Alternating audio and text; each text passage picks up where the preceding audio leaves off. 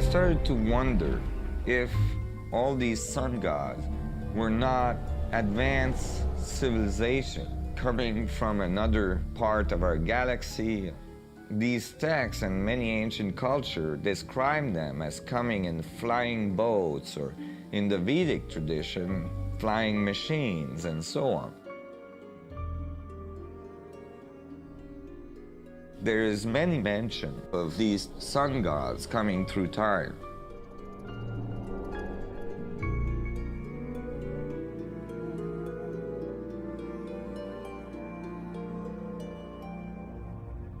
Could these early pilots from beyond our world be the ones responsible for sharing the knowledge of this code? Could they actually be tapping its power to propel themselves through the cosmos? This isn't where I thought my research would lead me, and these notions were rocking my world. But Nassim has impressive evidence to back up his theories, and I could see no other rational way advanced math and physics concepts would have been recorded over 3,000 years ago. I sought out one of the most knowledgeable investigators, Dr. Stephen Greer, the founder of the Center for the Study of Extraterrestrial Intelligence. He's conducted hundreds of interviews with top-ranking government and military witnesses.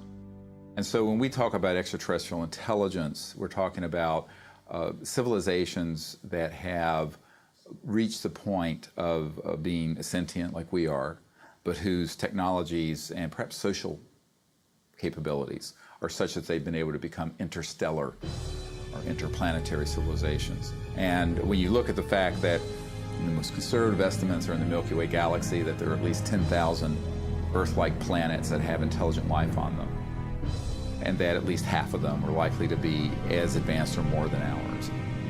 It's almost a certainty that there's intelligent life out there that have mastered the laws of the universe beyond what's currently taught at MIT and Caltech, to be able to transfer through space-time in real time through vast distances of interstellar space. We have over 4,000 cases where these objects have landed on terra firma and left physical evidence. We have over 3,500 pilot cases. We have hundreds of cases, including ones from the highest ranking investigator at the FAA, John Callahan, and numerous other operators where these objects have been tracked on radar going tens of thousands of miles per hour or dematerializing and then reappearing in another point in the sky. Yes, there have been ET visitation, there have been crashed craft, there have been material and bodies recovered. We have contact with aliens not originating from some foreign country, but from some other solar system. And I have been a party to that. There were documents that I have seen that refer to the Roosevelt having several instances of UFO flyovers, and particularly after they took on board nuclear weapons. And my SEAL told me, Jordan, this, what have you got in your log? This never happened. The crew going on duty and the crew coming off duty all saw the UFO just hovering in midair. It was a metallic circular object, and from what I understand, the missiles were all shut down. That means they went dead, and something turned those missiles off. Now, remember, all this stuff is flying at several thousand miles an hour. So this thing fires a beam of light at the warhead, hits it, and then this thing flies up like this. Meanwhile, we're all going like this, fires another beam of light, goes around like this, we're going like this, fires another beam of light, goes down like this, fires another beam of light, and then flies out the way it came in.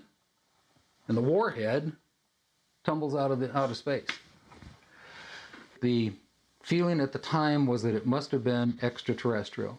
They took the film and they spooled off the part that had the UFO on it, and they took a pair of scissors and cut it off. They put that on a separate reel, they put it in their briefcase, they handed Major Mansman back the rest of the film and said, here, I don't need to remind you, Major Mansman, of the severity of a security breach. We'll consider this incident closed. But who do you tell that you were involved in a UFO incident without them looking at you like you ain't wrapped too tight?